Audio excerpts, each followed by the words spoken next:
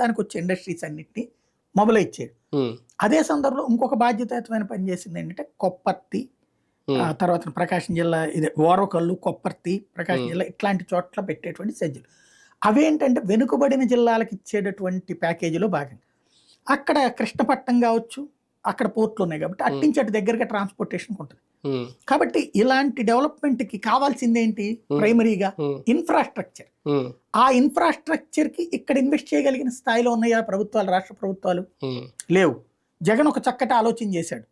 వాటిని రాష్ట్ర ప్రభుత్వం తరపునే కట్టి లోన్ తీసుకుని కట్టించి మనం లీజులకి ఇస్తుంటాం. ఉమ్, అప్పుడు బల్క్ అమౌంట్ మనకి ఏడాదికి ఇన్కమ్ వచ్చేస్తుంది. అవును. ఫర్ ఎగ్జాంపుల్ ఇప్పుడు మన వాళ్ళు చాలా మంది హైదరాబాద్ లో చేసేది ఏంది?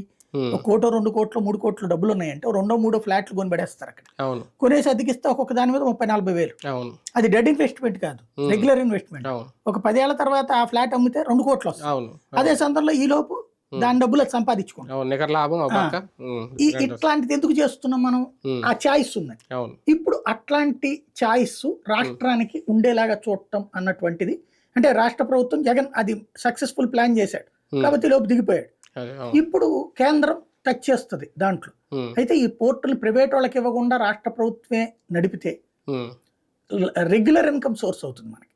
ఉమ్, ఉమ్. ఒక బీహార్కో ఒక ఆంధ్రప్రదేశ్కో అంటే అడిగింది కాదనకుండా బడ్జెట్ ఏదో ఒక రూపంలో సాయం అందిందా? వాళ్ళు ఇంతకుముందు ప్రాజెక్టుల డెవలప్మెంట్కి 37,000 కోట్లు ఎంత కావాలని అప్పట్లో అడిగారు ఫస్ట్.